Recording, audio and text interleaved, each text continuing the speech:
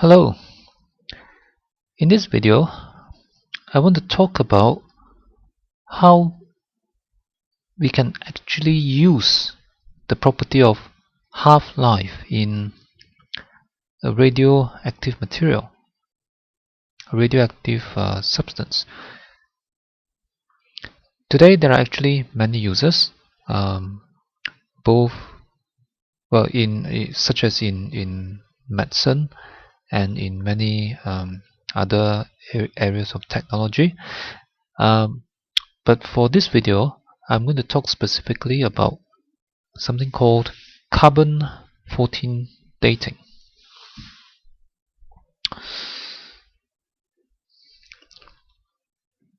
Carbon, or is often loosely known as just carbon dating. So I'll call it that for now. Sometimes carbon-14 dating. Now, to introduce the idea of what this is about, it's something which it's a method that is used to determine how old something is. Old as in not a few years old, but as in thousands of years old. For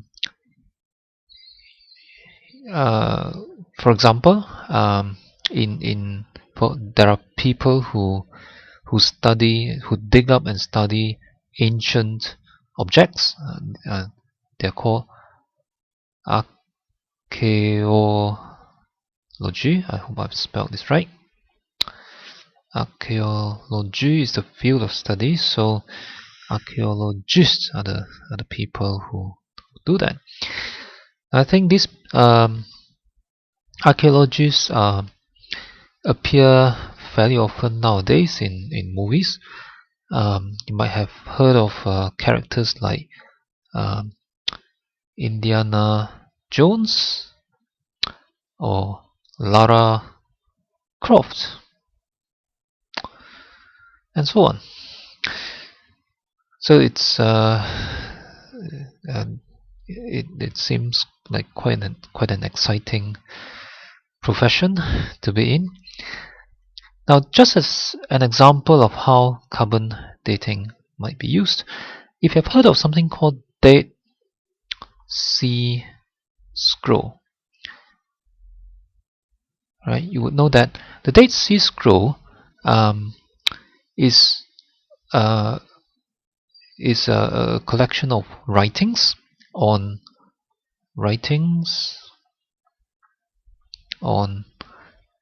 animal skin that was discovered near the Dead Sea in Israel,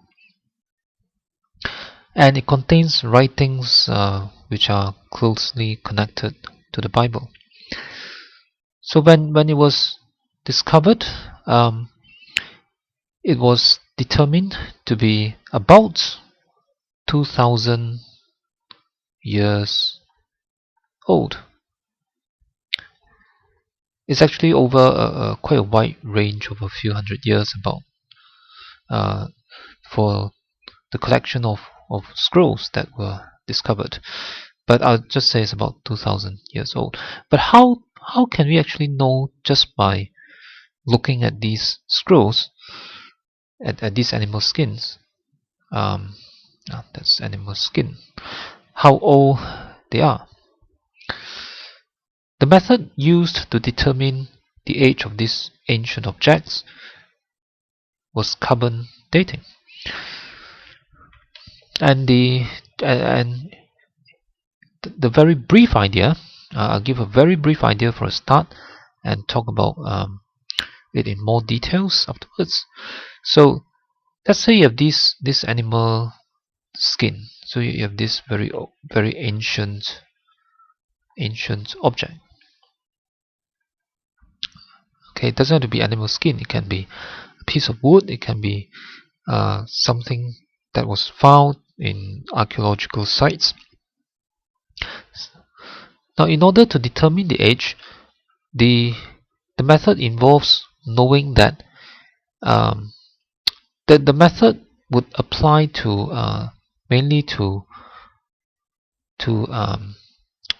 if you like, things that come from living objects. So for example, it would be like animal skin, okay, is an example, or things like wood, skeleton,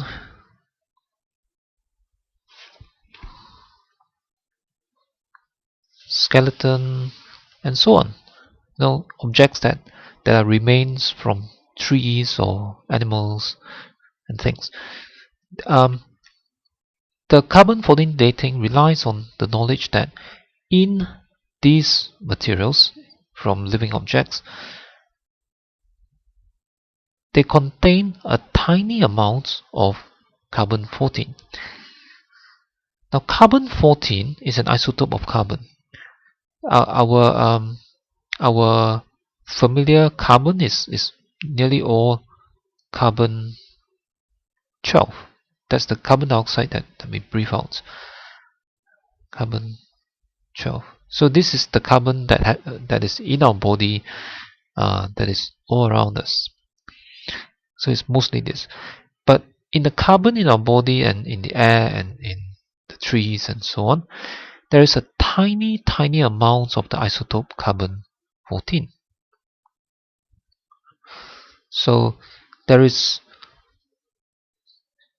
in and around us a tiny amount. Now how tiny? Let's see, carbon-14.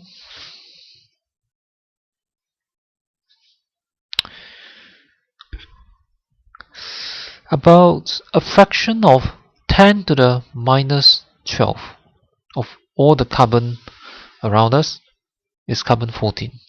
So it's that tiny. It's a really tiny amount. And this isotope of carbon is radioactive. So it actually emits a beta particle. It emits a beta particle, and it would change into nitrogen when it does that. So okay, so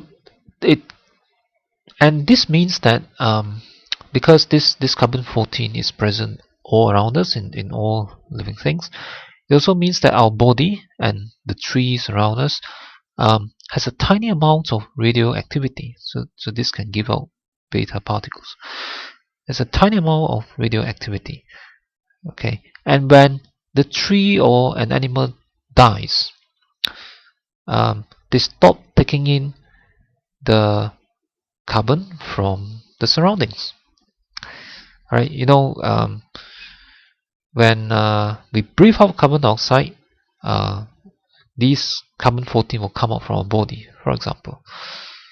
But when we eat food, alright, we will eat in carbon dioxide that comes from the surrounding. So, but when an animal or tree dies, it stops taking in the carbon from the surrounding, whether it's from the food or from the carbon dioxide. And therefore, the amount of carbon-14 in an ancient object would have decayed over the years.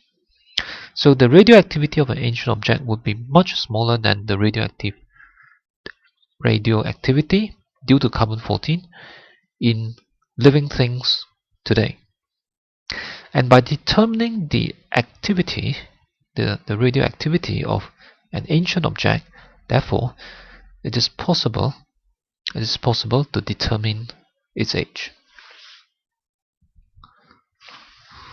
So if I want to say plot a graph